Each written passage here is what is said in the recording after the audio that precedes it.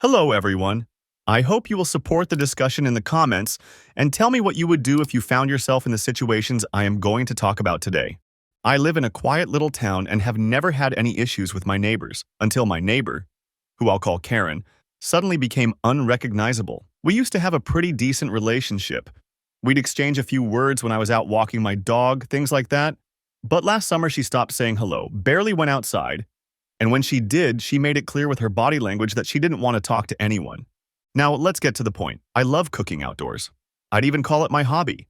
I don't just cook for myself, but sometimes I'll whip something up just for fun and share it with my family, neighbors, and friends. On weekends, I often host little get-togethers where I serve my homemade dishes to anyone who wants to come by. So here's the incident.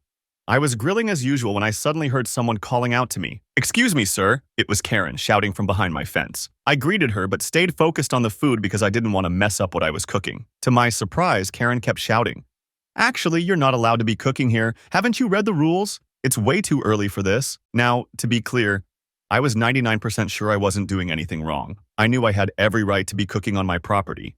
There are no rules in our area about when or how we can grill in our own yards. I could fire up the grill anytime, summer or winter, and cook to my heart's content. Karen was shouting at me, making it obvious she wanted to start an argument. "I'm talking to you," she yelled as she stepped into my yard.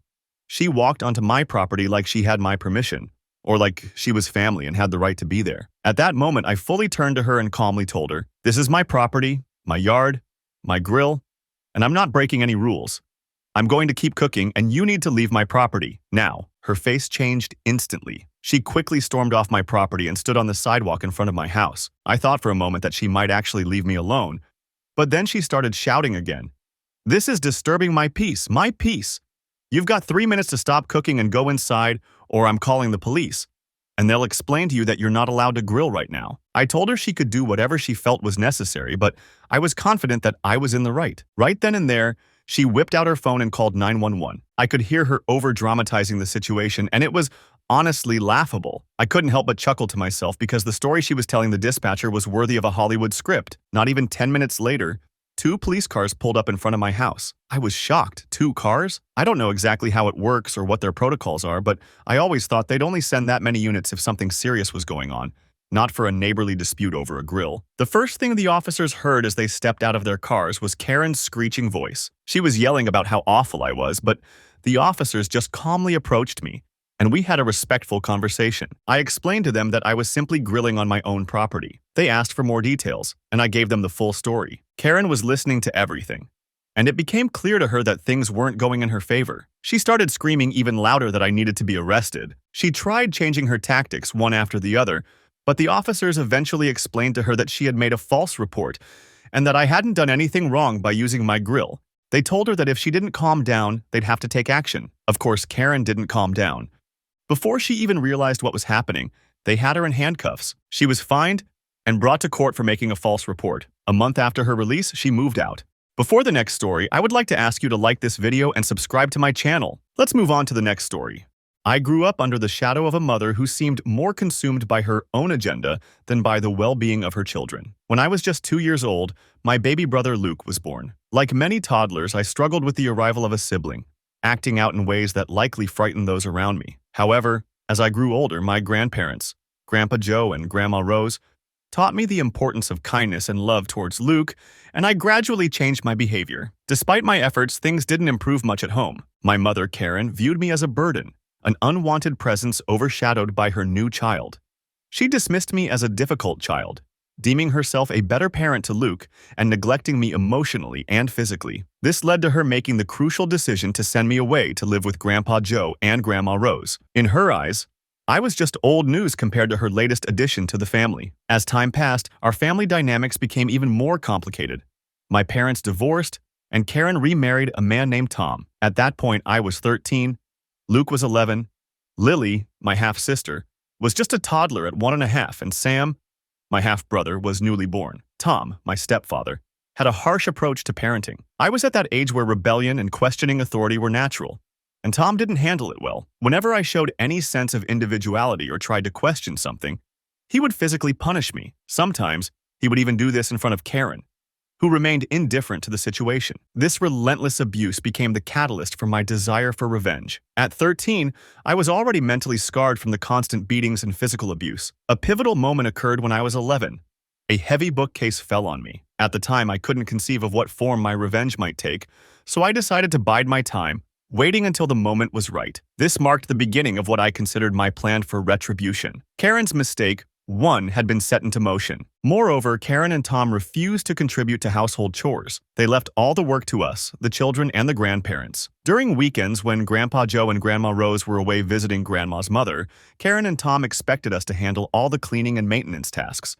This included dangerous chores like climbing ladders to clean gutters or snipping branches high up in trees, tasks no child should be expected to perform. I started understanding the concept of chores, but what Karen and Tom made us do was far beyond reasonable for our age. Despite the chaos, life continued with its usual time skips.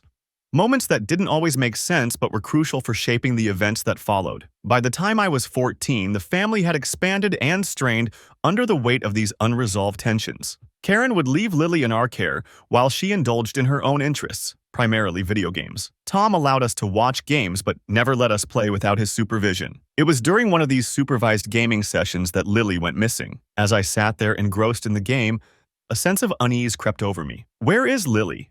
I asked abruptly, panic setting in. My brother Luke and I immediately sprang into action, scouring the house for any sign of her. Tom checked Karen's room, where she was sleeping with Sam. Meanwhile, my father, who was visiting and making himself something to eat in the kitchen, became aware of the commotion and accidentally burnt his hand on the stove as he rushed to help. As the family descended into chaos, Luke and I ventured out back, searching for Lily around the pool, but she was nowhere to be found. We quickly returned inside and began rummaging through the garage. Just then, we heard Karen screaming at the top of her lungs. Rushing outside, we found Lily on the deck, not breathing, with Karen and Tom desperately trying to perform CPR. It was a horrifying scene. Our father dragged Luke and me away to make sense of what had happened, and an ambulance was called. Tragically, Lily did not survive, and the paramedics declared her dead that very night. Karen's mistake, two, had been made. Luke and I were devastated by Lily's death. As a teenager and a preteen, we immediately blamed ourselves for her passing. Our grandparents reassured us that it wasn't our fault, but the tragedy left a deep scar. A week later, Child Protective Services intervened, leading to a custody battle initiated by our father against Karen, claiming she was incapable of properly caring for her children. Our father won the temporary custody battle, but our grandparents, believing that we belonged with Karen, fought back fiercely. Ultimately, Karen won custody, and Luke and I were returned to her care. Time passed, and I was now 18. Life had taken me through high school, and I was looking forward to graduation and finally getting a fresh start. I had plans,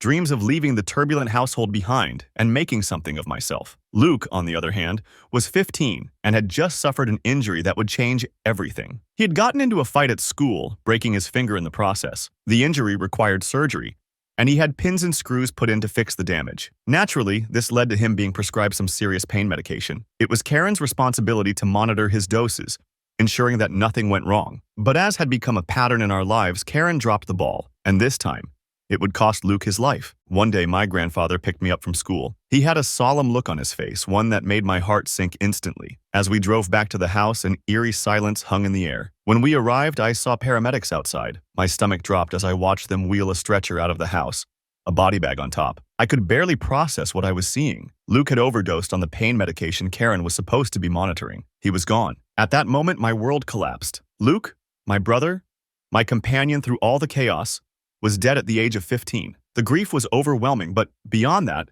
all-consuming rage began to take hold. Karen had failed him, just as she had failed Lily. The realization hit me like a punch to the gut. Karen's negligence had now taken two of my siblings. I was filled with a sense of injustice so deep that I could barely contain it. I knew from that moment on I would never forgive her. The family was shattered beyond repair. On one side was my father, who believed Karen's neglect had directly caused Luke's death. On the other side was Karen and my grandparents, who had always stood by her no matter what. The lines were drawn, and I chose my side without hesitation. I sided with my father, who rightfully argued that if Karen had been more responsible, Luke would still be alive. It was no longer a matter of grief, it was about accountability. To make matters worse, Sam, my half-brother, was taken by Child Protective Services and placed into foster care. Karen was officially declared unfit to raise children, and Sam disappeared from our lives. I never saw him again. It was as if in the span of a few short years, Karen had single-handedly destroyed the entire family. My siblings were either dead or taken away, and I was left standing in the wreckage of what used to be my life. I was now, for all intents and purposes,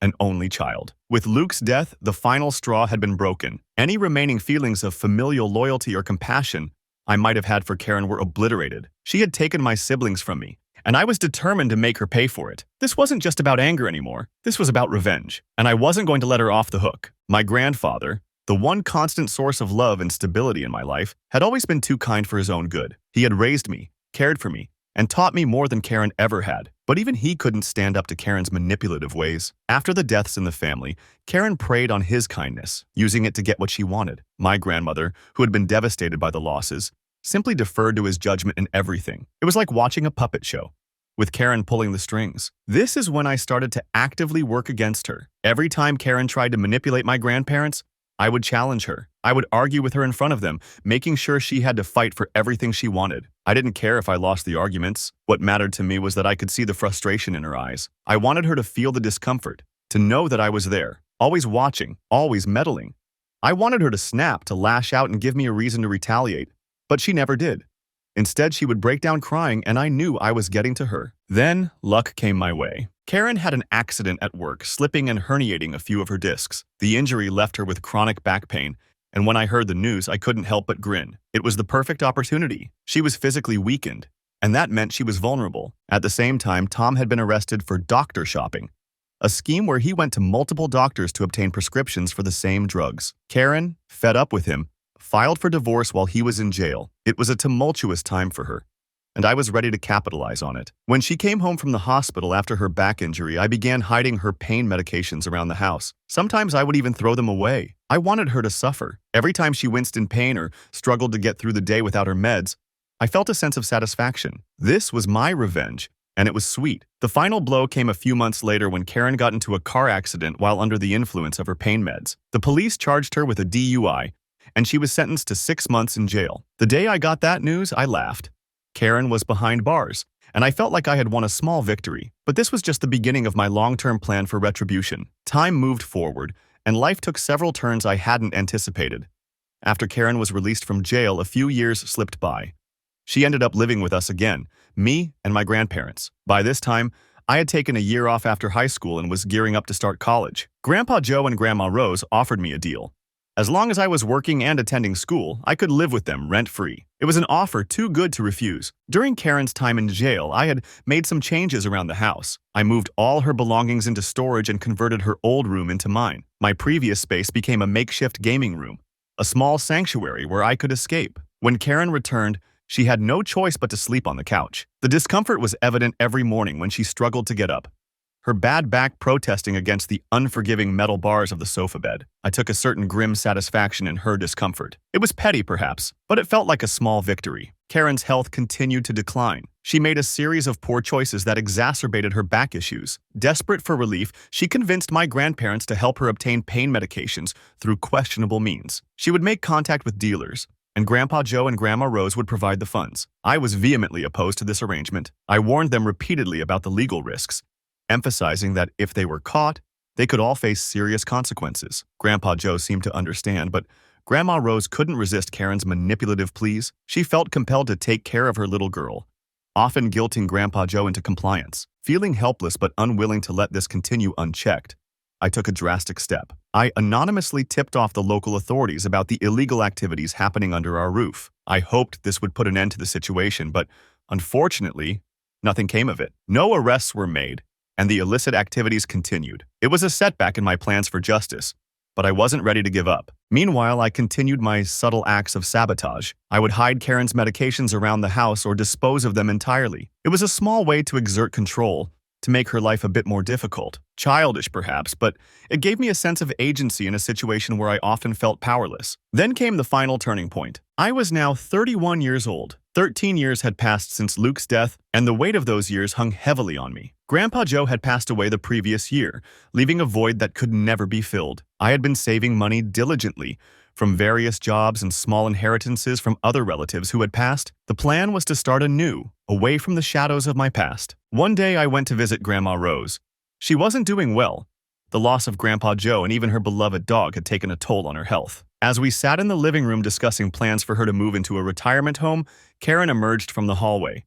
She looked worn, a shadow of her former self. Taking a seat across from me, she asked a question I had been anticipating but dreading. "Will you take care of me after Mom is gone?" she asked softly. "It's your duty as my son." I felt a surge of emotions: anger, disbelief, resentment. She was broke, having squandered her inheritance on who knows what. Grandma Rose was set to move into assisted living, and Karen had nowhere else to turn. She looked at me with an expectant gaze, waiting for me to agree. I stood up slowly, locking eyes with her. Taking a deep breath, I spoke words that had been simmering inside me for years. "You won't get anything from me," I said firmly. "Grandma is moving into a retirement home, and I'm relocating to a different state. You destroyed our family, took away my childhood, neglected your responsibilities, and were responsible for what happened to Luke and Lily. You've broken laws and made everyone's life miserable. I owe you nothing." The room fell silent. Grandma Rose looked shocked, her eyes wide. Karen's face crumpled, tears welling up as she began to cry. "I never loved you," I continued, "and I never will. You won't be part of my future. You won't meet any grandchildren I might have. You won't be at my wedding, and you won't have any role in my life moving forward. This is the end." With that, I turned and left the room. A weight had been lifted off my shoulders. It wasn't joy I felt, but a sense of closure. Years of anger and resentment had culminated in that moment. I knew there was no going back, but I also knew it was the right decision for me. Over the next few months, I helped Grandma Rose prepare for her move into the retirement home. I made sure all her affairs were in order and that Karen wouldn't be able to manipulate her finances. Once Grandma was settled, I finalized my own plans. I accepted a job offer in another state and began packing up my life. Leaving behind the place that held so many painful memories was both liberating and bittersweet. I was stepping into a new chapter, one where I could focus on building a life free from the toxicity that had overshadowed my past. My girlfriend Emily stood by my side throughout the process. Her support meant the world to me, and together we looked forward to what the future might hold. As I drove away from the old neighborhood for the last time, I couldn't help but reflect on everything that had happened. The losses, the anger, the years spent seeking some form of justice. They had all led me to this point. I realized that while revenge had driven me for so long, it was forgiveness, especially forgiving myself, that would allow me to truly move on. To anyone reading this, I offer a piece of hard-earned advice. Cherish your loved ones. Hold your siblings close if you have them. Life is unpredictable, and time is a precious commodity we often take for granted. My journey was shaped by loss and a longing for retribution, but it taught me the importance of letting go and embracing the possibilities that lie ahead. Thank you for watching.